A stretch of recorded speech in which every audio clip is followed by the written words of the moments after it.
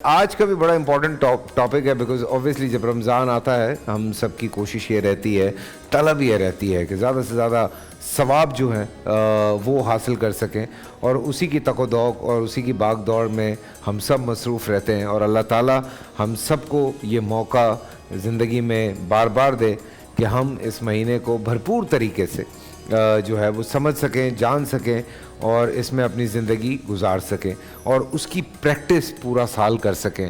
بہت ساری چیزیں رمضان میں ہمیں سیکھنے کو ملتی ہیں جس کو ہمیں پورا سال پریکٹس کرنی ہوتی ہے، صرف اس مہینے میں کر کے بھول نہیں جانا، ختم نہیں کر دینا کہ اچھا صبر کرنا ہے، اچھا غصہ نہیں کرنا ہے، اچھا کسی سے بری بات نہیں کرنی ہے، یا اور بہت ساری چیزیں جو ہم سیکھتے ہیں یا لرن کرتے ہیں، بالکل اس کی پریکٹس کرتے رہا کریں تاکہ معاشرے میں تھوڑا سکون آئے، تھوڑا لوگ جو ہے وہ سکون سے اپنی زندگی گزار سکیں۔ آج بات کرنی ہے ہمیں اعتکاف کی فضیلت اور اہمیت پہ، اور اس پہ بات کرنا بہت ضروری ہے۔ آج سب سے پہلے میں ہمارے جو پیارے مفتی نوید صاحب ہیں ان سے میں بات کرنا چاہتا ہوں۔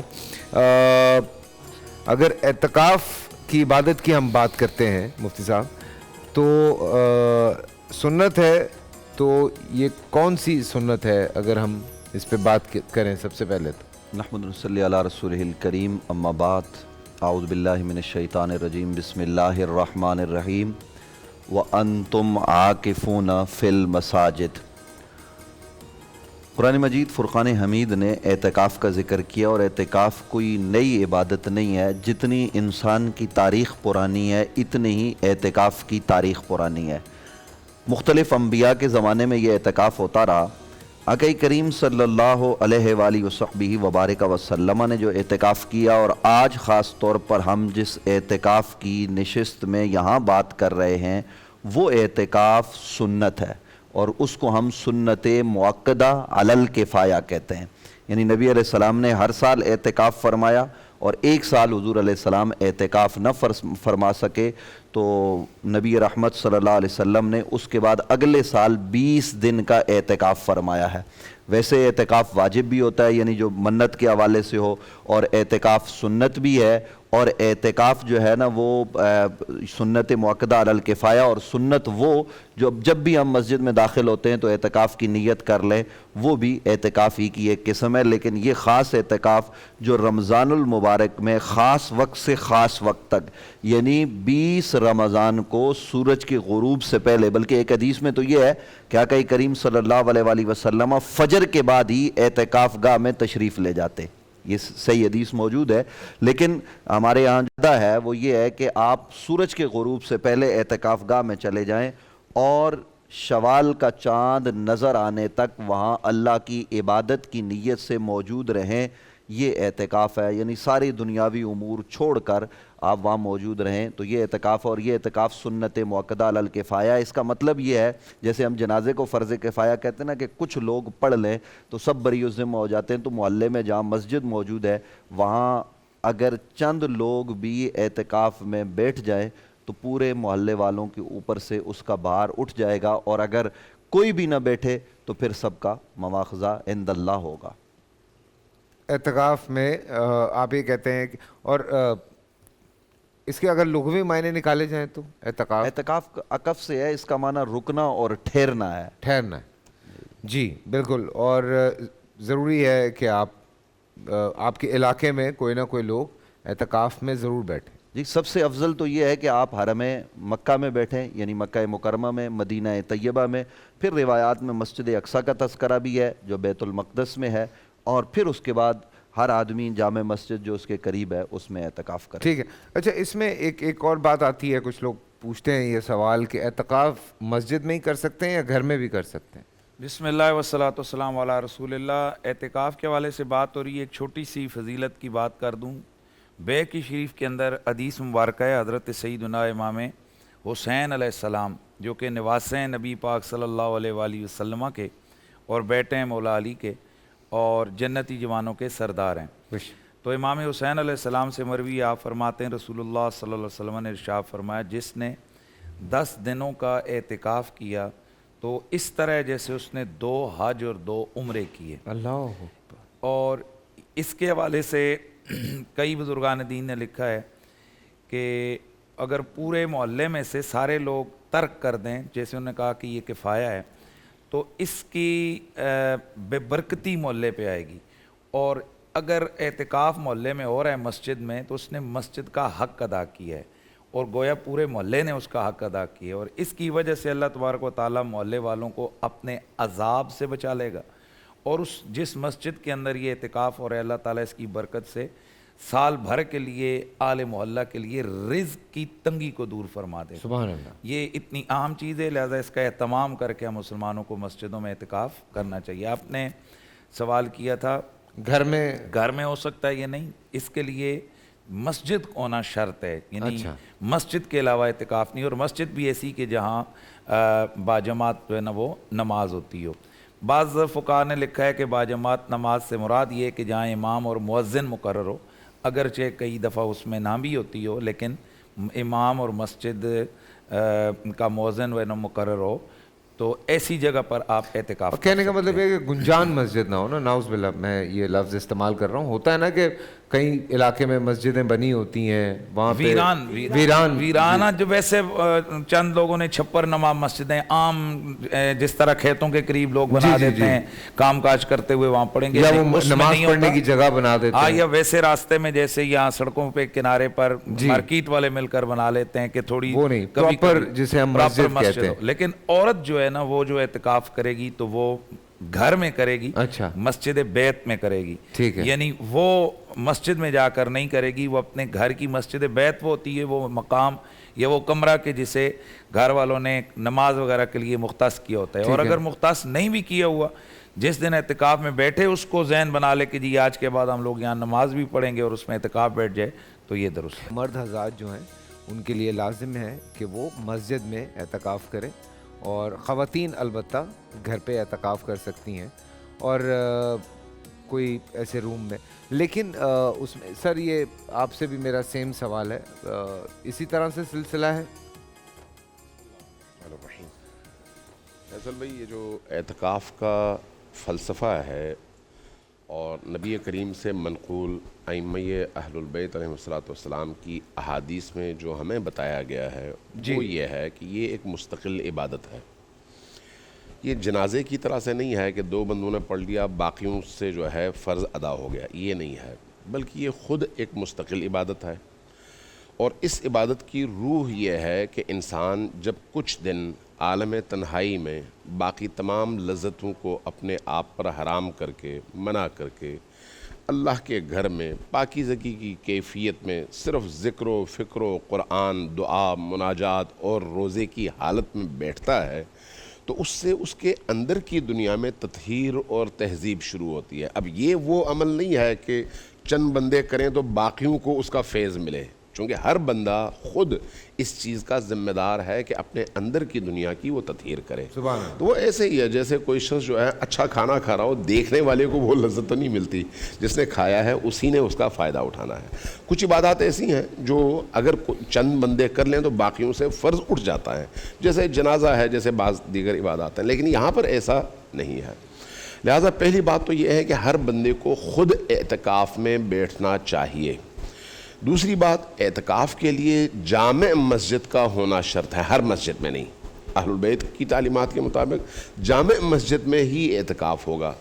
تیسری بات یہ ہے کہ جب آپ اعتکاف کے لیے بیٹھیں گے تو پھر آپ آغاز اس کا طاق رات سے کریں گے.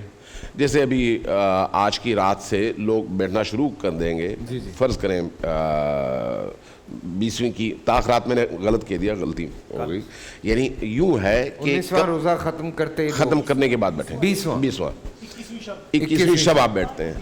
ہمارے ہاں صرف رمضان المبارک میں ہی اعتکاف نہیں ہوتا، بلکہ اگر آپ رجب میں چاہیں تو ایام 20 ان راتوں میں، یعنی 13، 14، 15 کی رات کو آپ مسجد پہنچیں گے اور 15 کی شام کو فارغ ہو جائیں گے، 3 روز. اسی طرح سے شعبان میں بھی انہی تاریخوں میں، رمضان المبارک میں بھی اسی طرح سے ہے.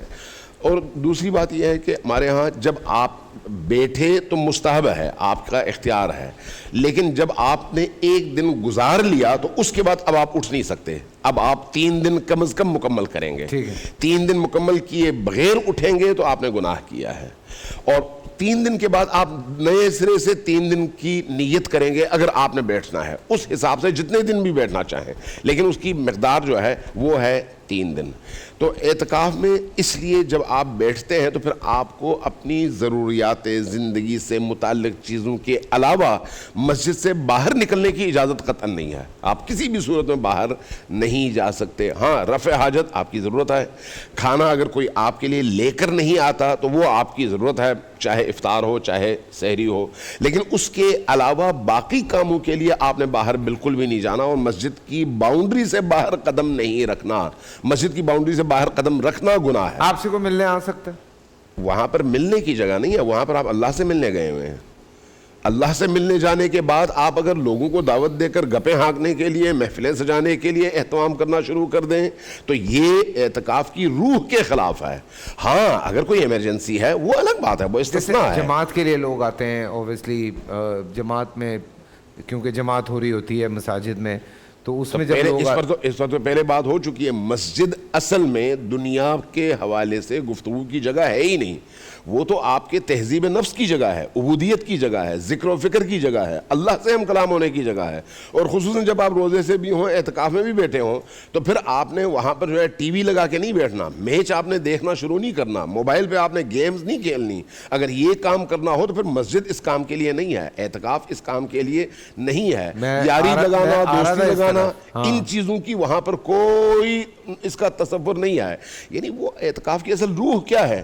تنہائی, باقی تمام خواہشات کو دبانا, اور جو آپ پر عام زندگی میں حلال تھا اس کو اپنے لیے منع کرنا, اور اپنی خواہشات کو دبا کر اللہ سے اپنا انس اور راز و نیاز کی کیفیت میں اضافہ کرنا. اس میں مادی چیزیں پہ رکاوٹ بنتی ہیں, اس لیے ان چیزوں کو وہاں پر بالکل بھی آنا نہیں چاہیے. ٹھیک ہے, چونکہ دور تھوڑا بدل گیا ہے, موبائل فون آ گئے ہیں, چیزیں جو ہیں وہ آگے بڑھ رہی ہیں. 2-3 میرے فضل بھائی سوال ہیں جو بڑے امپورٹنٹ ہیں. پہلی بات, اعتکاف میں بیٹھنے کے لیے کیا آپ کو بیوی سے اجازت لینے کی ضرورت ہے؟ نمبر 2, یا ماں باپ سے بھی, یہ بڑی امپورٹنٹ بات ہے کہ کیا آپ اپنی بیوی سے اجازت لیں گے, یا آپ شادی شدہ نہیں ہیں تو اپنے پیرنٹس سے آپ کو اجازت کی ضرورت ہے اعتکاف میں بیٹھنے کے لیے؟ نمبر 3, چونکہ میں بات کر رہا ہوں آج کے زمانے کی, موبائل آپ کے پاس ہے, چھوٹے چھوٹے معاملات پہ گھر والوں سے بات کرنا, یا واٹس ایپ یوز کرنا, یا انسٹاگرام یوز کرنا, یہ تمام چیزیں جو سوشل ہینڈلز ہیں, کیونکہ مجھے پورا یقین ہے کہ چند سالوں میں ہم سیلفیز دیکھیں گے اعتکاف کی بھی, کہ ہیلو گائز آئی ایم ان اعتکاف. تو یہ میں یہ جاننا چاہ رہا ہوں. سوری تھوڑا مفتی صاحب ہنس رہے ہیں میری بات پہ, سر میں یہ جنون باتیں کر رہا ہوں. آپ کیوں پریشان ہیں مفتی صاحب, اجازت لے کے آتے ہیں ٹی وی پہ. جی بسم اللہ الرحمن الرحیم. دیکھیے, سب سے پہلے اعتکاف کے فلسفے کو سمجھتے ہیں. شاہ ولی اللہ رحمۃ اللہ علیہ نے حجت اللہ البالغہ میں لکھا ہے کہ انسانی افکار اور اذہان پر جب پراگندی چھا جاتی ہے, اور پراگندگی چھا جانے کے بعد جو میل کچیل ہے, لوگوں کے ساتھ جو زیادہ اس کا وقت گزرتا ہے, تو وہ اللہ سے تعلق میں کچھ کمی اور کمزوری آ جاتی ہیں.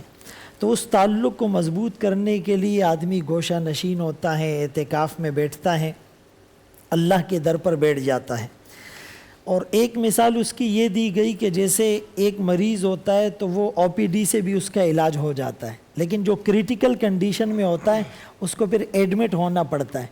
تو آدمی اعتکاف میں 10 دن کے لیے اس لیے بیٹھتا ہے کہ اللہ کے در کو پکڑ لیتا ہے کہ اللہ جب تک آپ راضی نہیں ہوں گے میں اٹھوں گا نہیں. یہ اس کے پیچھے ایک کانسیپٹ ہے.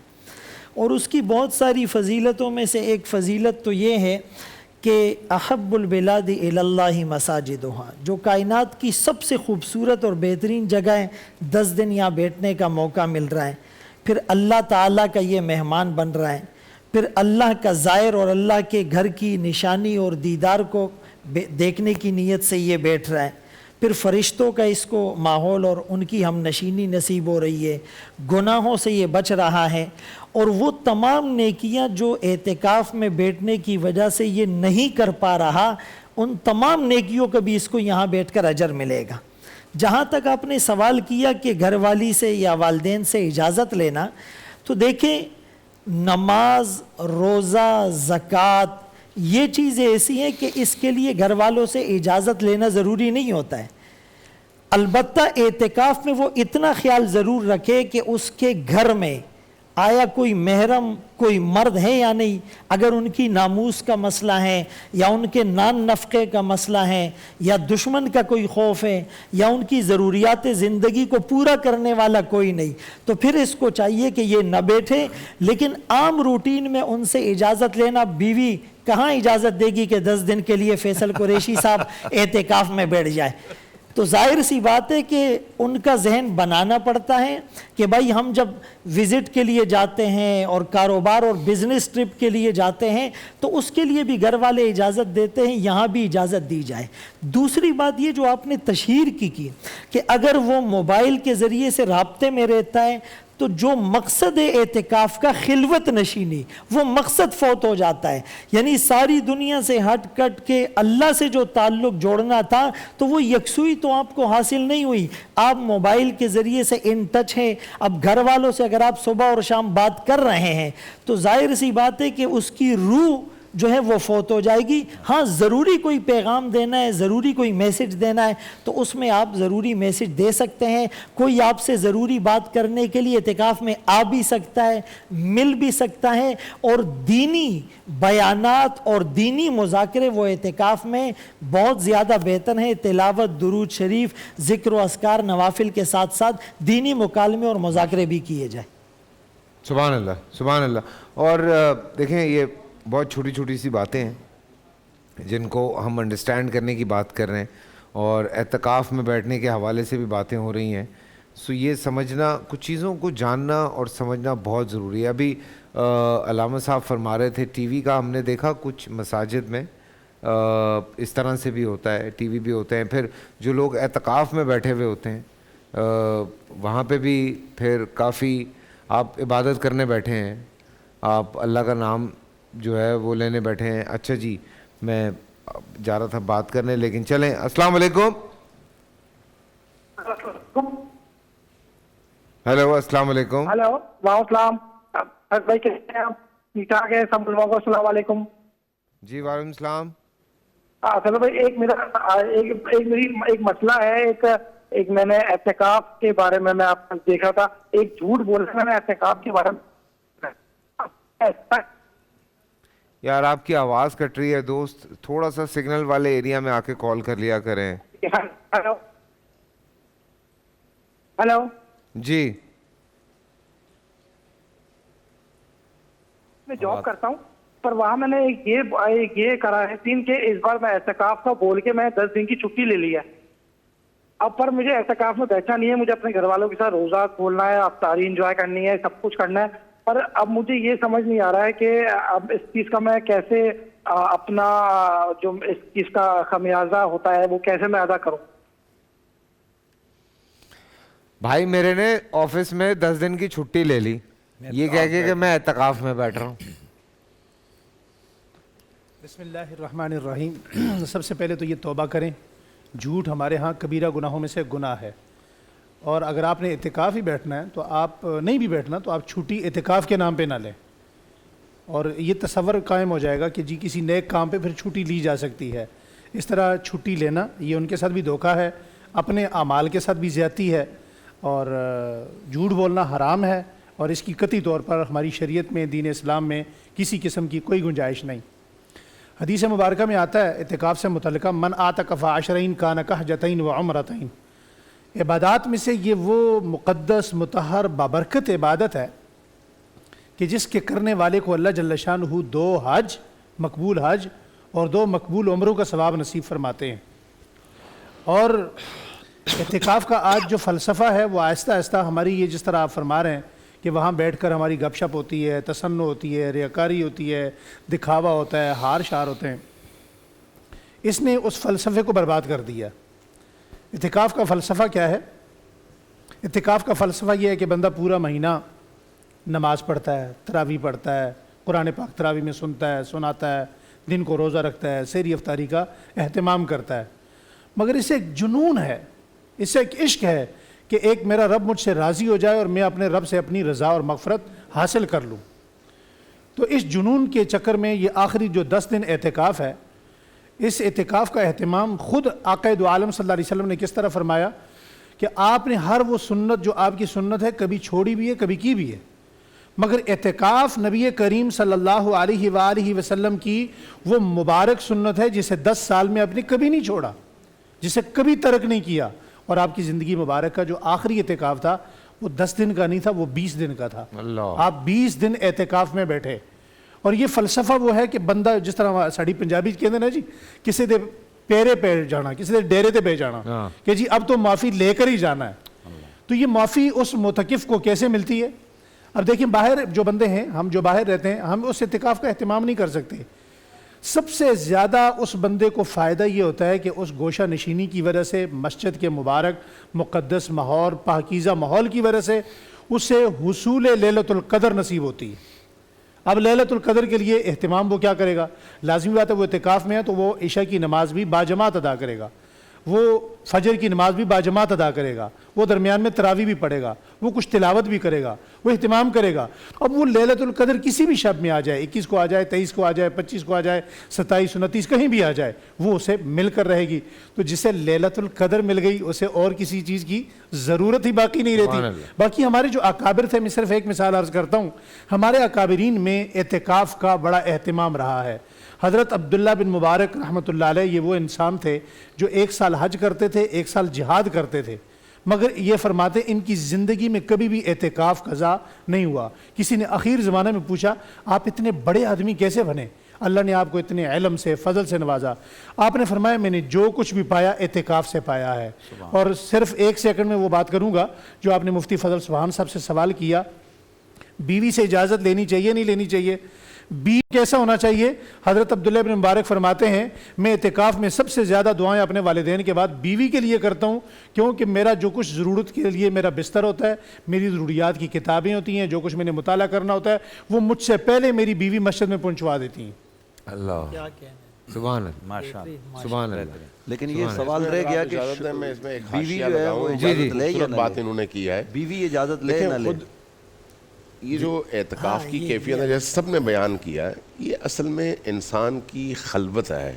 خلوت کس کے ساتھ؟ اپنے رب کے ساتھ۔ بالکل یہ مرد کی بھی ذمہ داری ہے، عورت کی بھی ذمہ داری ہے کہ اپنے روز و شب میں سے کچھ ٹائم ایسا نکال لیں جس میں دنیا نہ ہو، صرف اور صرف خدا ہو اس کی زندگی میں۔ یہ ہر شخص کی اندر کی ضرورت ہے۔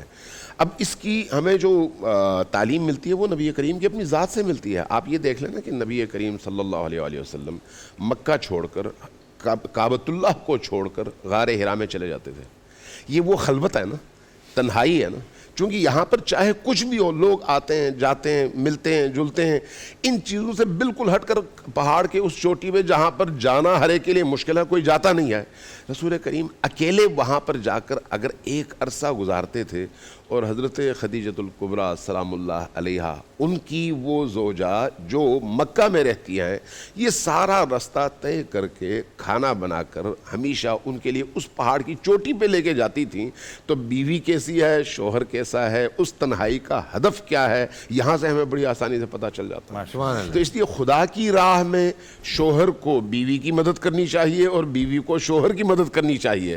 یہ جو تھوڑی بہت مشکلات اور سختیاں پیش آتی ہیں جدائی کی، الگ رہنے کی، یہ اگر خدا کی راہ میں ہو نا تو پھر انسان کو اس سے بہت بڑے بڑے فائدے اسی دنیا میں نصیب ہوتے ہیں، چاہے وہ بیوی ہو یا شوہر ہو۔ یہ جو مسئلہ پوچھا گیا ہے چھٹیوں کے حوالے سے، یہ ایک بڑا عام مسئلہ ہے۔ اگر تو وہ جو امپلائر ہے اس کا اپنے ادارے کے ساتھ یہ معاہدہ ہے، جیسے بہت سارے اداروں میں یہ ہوتا ہے کہ سالانہ آپ کو 20 چھٹیاں ملیں گی، 30 چھٹیاں ملیں گی، اگر تو اس کی جو استحقاقی چھٹیاں ہیں ان میں یہ 10 چھٹیاں آتی ہیں، وہ جھوٹ بول کر وہ تو گناہ اس کو ملے گا ہی ملے گا۔ میں اس کے حلت اور حرمت کے حوالے سے عرض کر رہا ہوں، اگر اس کی استحقاقی چھٹیاں نہیں ہیں اور وہ محض اس بہانے سے جو ہے ہمارا مذہبی جذبات ہیں اس سے فائدہ اٹھا کر، کئی لوگ عمرے کے لیے اسی طرح چھٹی لے لیتے ہیں اور پھر وہ نہیں جاتے ہیں، اور کئی لوگ اس طرح کرتے ہیں، تو وہ جتنے دنوں کی تنخواہ اس نے لیے وہ تنخواہ لینا اس کے لیے حلال نہیں ہے سن لیا بھائی، شرعی نقطہ نظر سے۔ سختی آ گئی اب، یہ مسئلہ کہیں اور چلا گیا، آپ نے مذاق میں بات تو کر دی لیکن یہ حقیقت ہے۔ اس میں ایک اور مسئلہ بھی ہے، جب لوگ جاب پر ہوتے ہیں اور وہ کہتے ہیں ہم نماز پڑھ کے آ رہے ہیں، سو اس میں بھی وہ 2 گھنٹے 2.5 گھنٹے بعد واپس آتے ہیں۔ یہ میں ایک ہماری اس دن گفتگو میں یہ پہلے بھی ہم یہ اس بات پر بڑی تفصیل سے ڈسکس کر چکے ہیں کہ بظاہر عام لوگ حلال سمجھ رہے ہوتے ہیں چیزوں کو، لیکن وہ چیزیں ہماری عدم توجہ کی بنا پر وہ ہمارا لقمہ حرام کا ہوتا ہے۔ انہی چیزوں میں سے یہ جو ہمارے کئی اسکولوں میں ٹیچر ہوتے ہیں اور وہ اپنے ٹیچنگ کے دوران جو ان کا سبق پڑھائی کا ٹائم ہوتا ہے وہ باہر لے کر گپیں لگا رہے ہوتے ہیں، یا جتنے یہاں علماء موجود ہیں، اب کسی سے بھی کسی بھی فقہ سے پوچھ لیں، یہ نوکری حرام ہے، ان کے وہ نوالا حرام کا ہے اگر وہ اپنی ڈیوٹی نہیں کرتے ہیں۔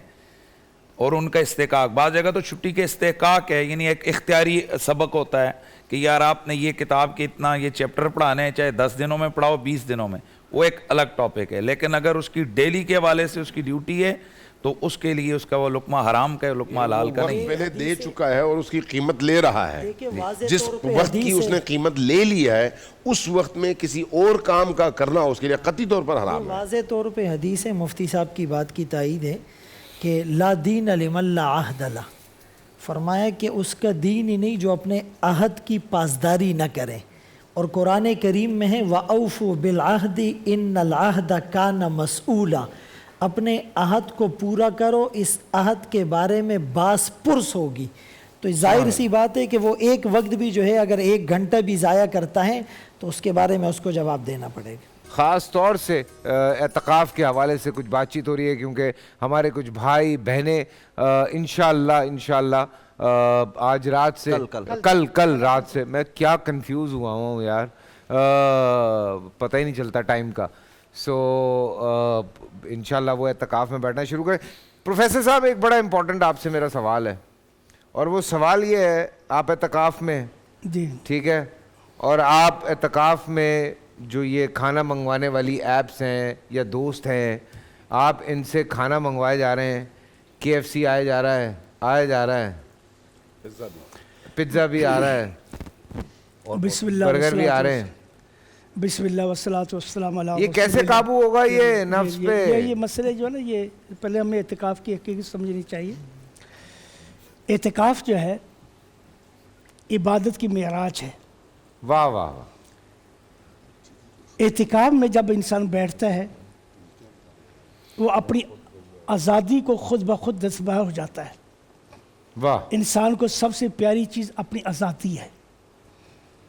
جب آدمی ہم جیل میں ڈالتے ہیں کسی کو، اسے کھانا پینا اسے منع نہیں کرتے، بالکل، پہننا منع نہیں کرتے، بالکل، لیکن کیا چیز اسے چھین؟ آزادی۔ بالکل، شادی کے بعد اب بھائی آزادی جو ہے یہ سب سے بڑی نعمت ہے اور سب سے بڑی انسان کو عزیز ہے آزادی۔ بالکل، رمضان کے 10 دنوں میں ایک مومن اپنی اس عزیز ترین چیز سے بھی دستبردار ہو جاتا ہے۔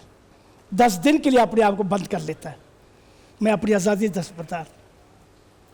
اور پھر اعتکاف جو ہے ایک چھوٹا سا خیمہ بنا لیتا ہے، بڑا نہیں ہوتا، جیسے قبر نما ہوتا ہے، جیسے ایسے ہے امپورٹنٹ بات ہے، ہاں جی، جیسے وہ قبر میں ہے۔ گویا کہ ایک مومن ابھی سے یہ اپنے نفس کو پریکٹس کروا رہا ہے کہ قبر میں تم اکیلے ہو گئے، بس تمہارے ساتھ اللہ ہوگا، اس اللہ سے ابھی انسیت پیدا کرنا سیکھ لو۔ سبحان اللہ، سبحان اللہ، سبحان اللہ، واہ واہ واہ واہ، زبردست۔ یہ اعتکاف انسان کو فضول میل جول سے بچاتا ہے۔ دیکھو رمضان میں ہمیں اللہ تعالیٰ نے فضول کھانے پینے سے منع کیا، روزہ رکھوایا، بالکل، فضول کھانا پینا چھوڑ دیا ہم نے، بالکل، فضول بات چیت چھوڑ دی۔ رسول اللہ نے فرمایا کہ زیادہ فضول باتیں نہیں کیا کرو روزے میں۔ بالکل، اب فضول میل جول اس کی پریکٹس کرائی جائیے، لوگوں سے زیادہ ملا جلا نہیں کرو، جتنے تمہارے دوست ہوں گے اتنے ہی تم تکلیف میں ہوگے۔ ہمارے کہتے ہیں لا یؤذیک الا معارفک، تجھے اگر تکلیف پہنچے اپنے جاننے والوں ہی سے پہنچے گی، جو جاننے والے، اس لیے جتنے کم جاننے والے ہوں گے اتنے زیادہ تو محفوظ ہوگے۔ تو یہ اعتکاف جو ہے عظیم عبادت ہے. اس میں جب ہم اعتکاف چلے گئے پھر رسول اکرم صلی اللہ علیہ وسلم کیا آپ سوشل ایکٹیویٹی سے دور ہو جاتے تھے. لا یعود مریضاً بیمار پرسی کے لیے نہیں جاتے تھے, اور گھر بھی جانا جو ضروری انسان کے اس کے لیے جاتے, گھر اپنی معتکف سے نہیں نکلنا, فضول باتیں کرنا, جو دل میں خواہش آ رہی ہے, آپ کا دل کر رہا ہے یہ میں کھا لوں یہ پی لوں, تو اس سے بھی کھانے آپ پینے تھوڑا منع نہیں ہے, کھانے پینے منع نہیں, آپ کھانا منگوا سکتے, کھانے پینے سے منع نہیں کیا ہم نے, لیکن یہ اس کو آپ پکنک پوائنٹ مت بناؤ. بالکل. اب ایک مسجد میں ہم دیکھتے ہیں کہ بہت سے لوگ جمع ہو جاتے ہیں, 100 کے قریب آدمی اعتکاف میں بیٹھے ہوئے, وہ ایک پکنک پوائنٹ بنا ہوا ہے, اس کے گھر سے کیا آ رہا ہے, اس کے گھر سے کیا آ رہا ہے, یعنی پکنک پوائنٹ بنا ہوا ہے. عبادت جو ہے یہ اعتکاف بڑی سخت عبادت ہے. امام مالک رحمہ اللہ فرماتے ہیں میں حیران ہوتا ہوں کہ صحابہ کرام رضوان میں اتنا اعتکاف نہیں کیا, کیوں نہیں کیا؟ کہتے ہیں میں بہت سوچتا رہا کیا ہے اس میں. فرمایا فقط ظاہر ان الاعتکاف عبادت الشدیدہ, اعتکاف بڑی سخت عبادت ہے. صحابہ کرام رضوان میں اس کے ادا کرنے سے ڈرتے کہ ایسا حق ادا, ایسا نہ ہو کہ ہم سے حق ادا نہ ہو. اللہ.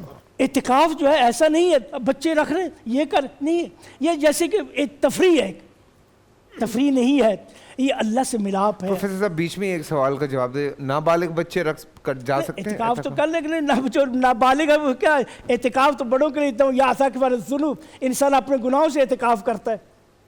جو نابالغ بچہ اس پر ذمہ داری 18 سال سے چھوٹے, مطلب 12 سال 13 سال سے ایسے بچوں تو میں نے بتا اس کو پکنک پوائنٹ بنا رکھا ہے. اعتکاف تو بڑے لوگوں کو چاہیے نا جو جن کی زندگی گزر چکی ہے, لیکن اگر تربیت کے لیے کوئی رہتا ہے کوئی بات نہیں. تو بہرکیف یہ اعتکاف جو ہے بہت بڑی عبادت ہے. اعتکاف کا محل ہے مسجد ہے, اور امہات المومنین نے اعتکاف کیا وہ مسجد میں کیا. امہات المومنین نے اعتکاف کیا.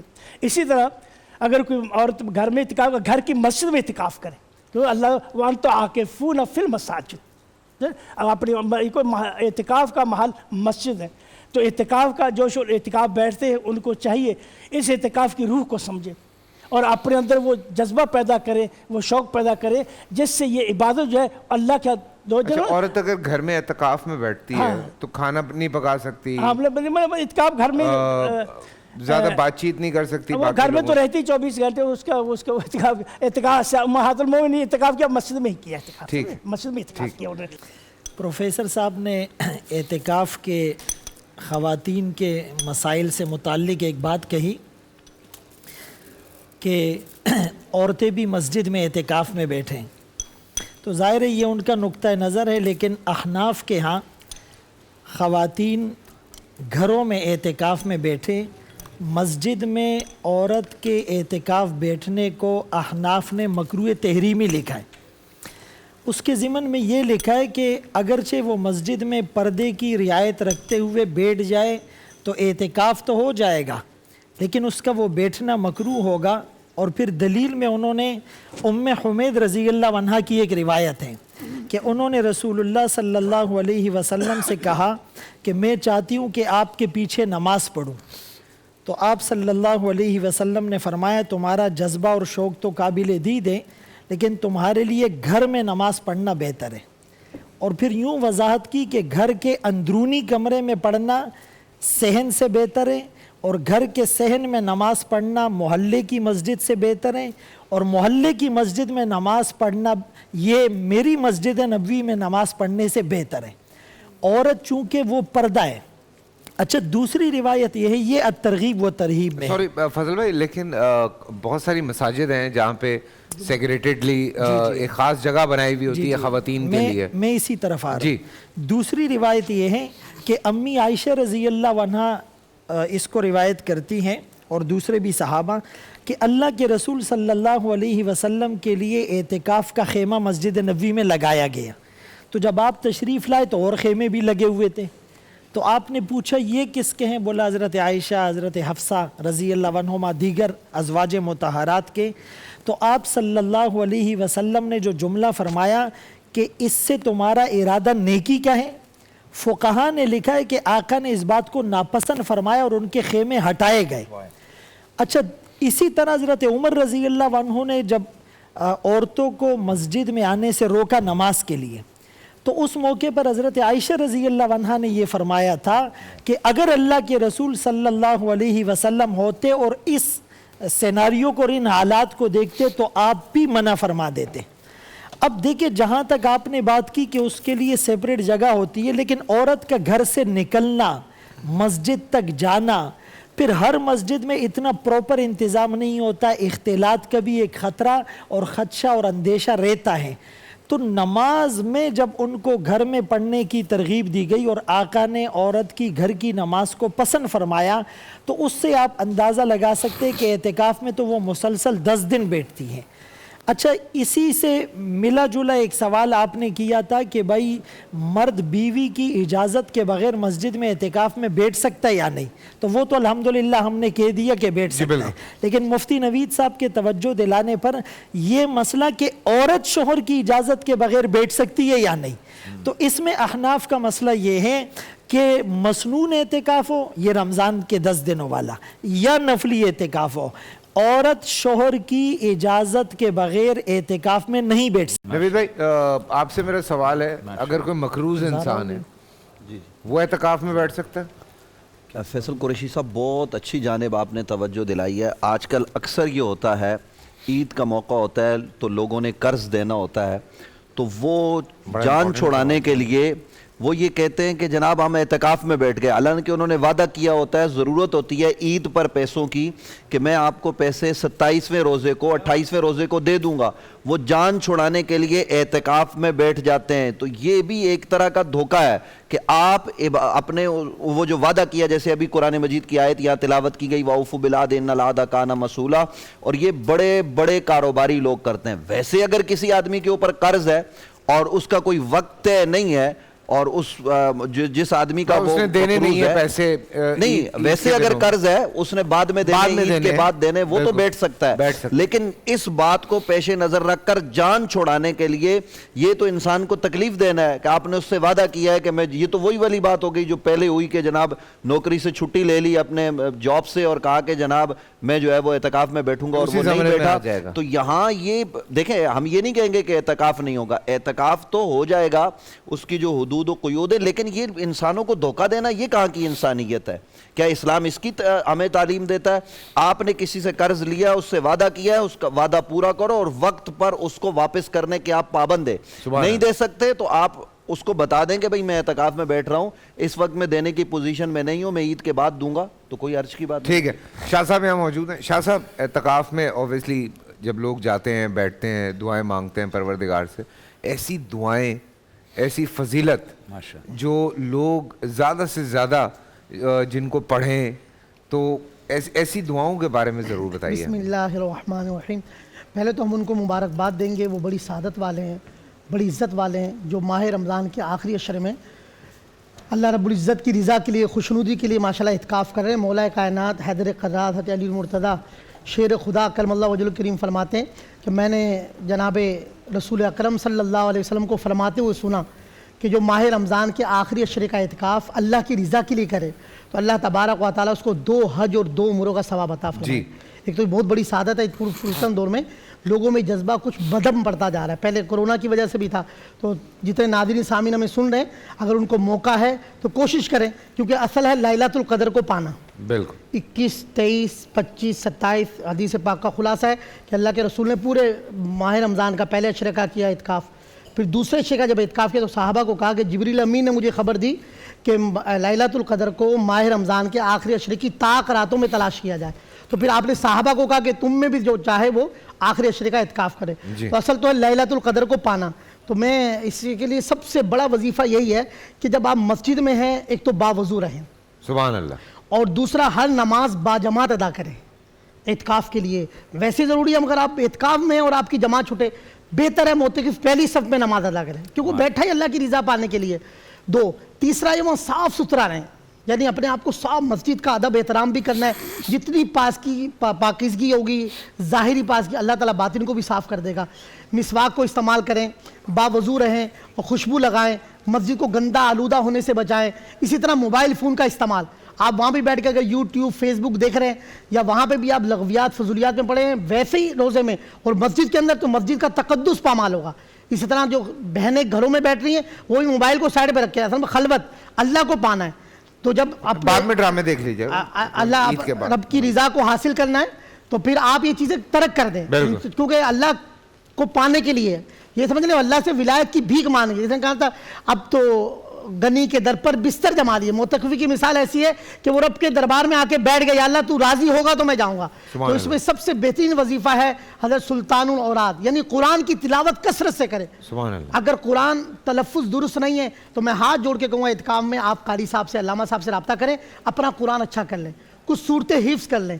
آپ کو صورتیں بڑا اچھا موقع ہے. نماز اگر یاد نہیں ہے, وضو کا طریقہ پتہ نہیں, وضو کے فرائض پتہ نہیں, غسل کے فرائض طریقہ پتہ نہیں. آج ہم نے یہی نشست کی اپنی مسجد میں, نشستیں بنائی کہ بھائی فجر میں یہ سکھائیں, ظہر میں یہ سکھائیں, عصر میں یہ کریں سکھائیں. تو اصل یہ ہے کہ اپنا وضو اچھا کریں, غسل اچھا کریں, غسل کا طریقہ سیکھ لیں, نماز کے شرائط اور فرائض سیکھ لیں, نماز میں دل کیسے لگے, گناہوں سے کیسے بچنے, یعنی تربیت کریں. علم دین سیکھنا یہ سب سے بڑا. تو اس کے ساتھ ساتھ لیلۃ القدر کی وظیفہ دعا ہے, اللہم انک عفو تحب العفو فاعف عنا یا غفور یا ہر طاقرات میں اس کو کثرت سے پڑھیں.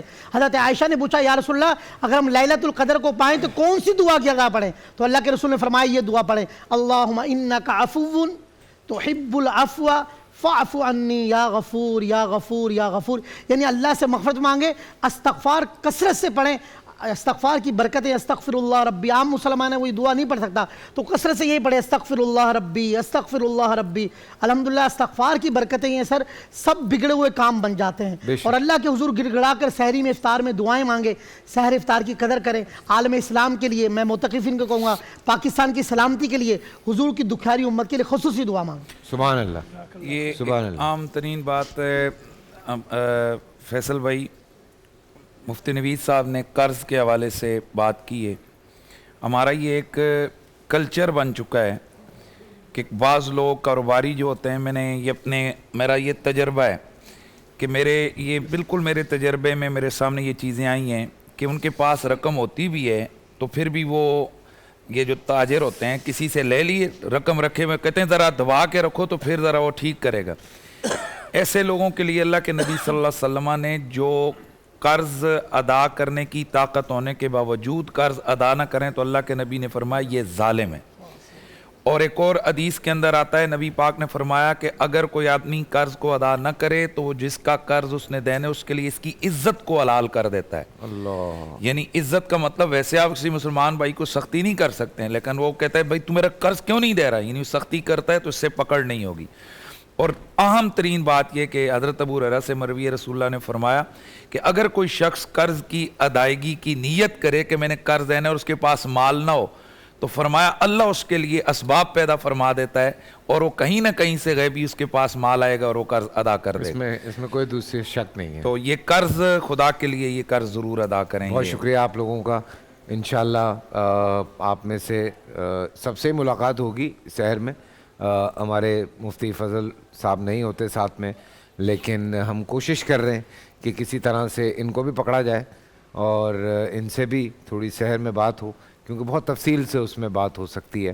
اور آپ کا میں پھر شکریہ ادا کر رہا ہوں, جو سوالات آپ بھیجتے ہیں ہم کوشش کرتے ہیں وہ سوالات ہم اپنے علماء کرام سے یہاں پوچھیں. تو اسی طرح سے چاہے ٹویٹر ہے چاہے انسٹاگرام ہے, میرے انسٹاگرام پہ اگر آپ بھیجنا چاہتے ہیں یا بول کے ٹویٹر اکاؤنٹ پہ یا انسٹاگرام پہ آپ بھیجنا چاہتے ہیں, ہم کوشش کرتے ہیں اس میں سے سارا کچھ نکالتے ہیں اور زیادہ سے زیادہ ہم آپ کے جو ایشوز ہیں, جو سوشل ایشوز ہیں, ان پہ بات کرتے ہیں. بول انٹرٹینمنٹ کے شوز دیکھنے کے لیے ہمارے چینل کو سبسکرائب کریں اور بیل آئیکن پر کلک کرنا نہ بھولیں.